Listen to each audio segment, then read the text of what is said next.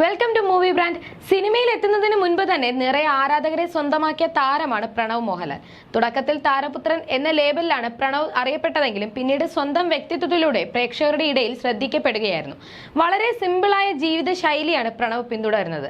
മാത്രമല്ല, യാത്രകളെ ഏറെ ഇഷ്ടപ്പെടുന്ന, അച്ഛന്റെ പണത്തിലും പ്രതാപത്തിലും ജീവിക്കാത്ത തന്റെ സന്തോഷങ്ങളെ മുറുകെ പിടിച്ച് സിനിമയേക്കാൾ ഉപരി യാത്രകളെ പ്രണയിച്ച യുവതാരമാണ് പ്രണവ് മോഹൻലാൽ.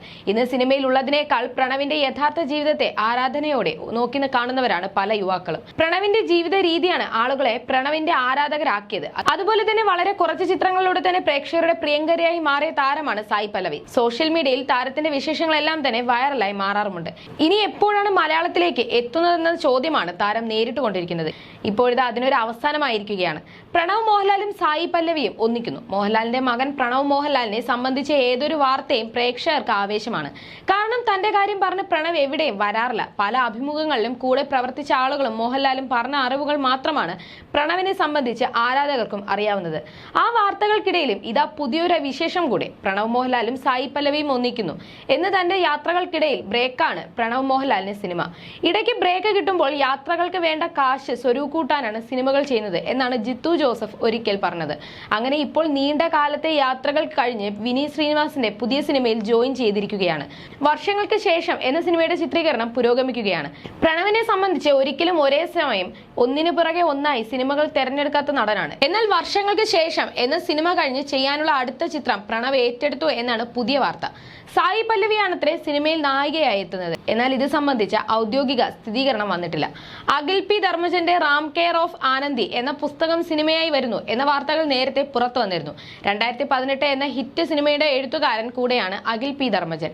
അദ്ദേഹത്തിന്റെ വളരെ പ്രശസ്തമായ പുസ്തകമായ റാം കെയർ ഓഫ് ആനന്ദി സിനിമയാകുന്നു എന്നും നവാഗതനായ അനുഷ പിള്ളയാണ് സംവിധാനം ചെയ്യുന്നത് എന്നും നേരത്തെ പുറത്തു വന്ന വാർത്തയാണ്.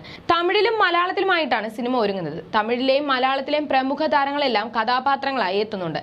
നായികയായും നായകന്മാരായും പ്രണവും സായി പല്ലവിയും എത്തുന്നു എന്നൊക്കെയാണ് പറഞ്ഞു കേൾക്കുന്നത്. കമലിന്റെ സഹ സംവിധായകയായി പ്രവൃത്തി പരിചയ സമ്പത്തുമായിട്ടാണ് അനുഷ വരുന്നത്. വിഘ്നേഷ് വിജയകുമാറാണ് സിനിമ നിർമ്മിക്കുന്നത്. സിനിമകൾ തെരഞ്ഞെടുക്കുന്നതിൽ വളരെ സെലക്റ്റീവായ സായി പല്ലവി ഓക്കെ പറഞ്ഞു എന്നൊന്നും വ്യക്തമല്ല. ഔദ്യോഗിക സ്ഥിരീകരണത്തിന് വേണ്ടി കാത്തിരിക്കുകയാണ് പ്രണവ് സായി പല്ലവി ഫാൻസും.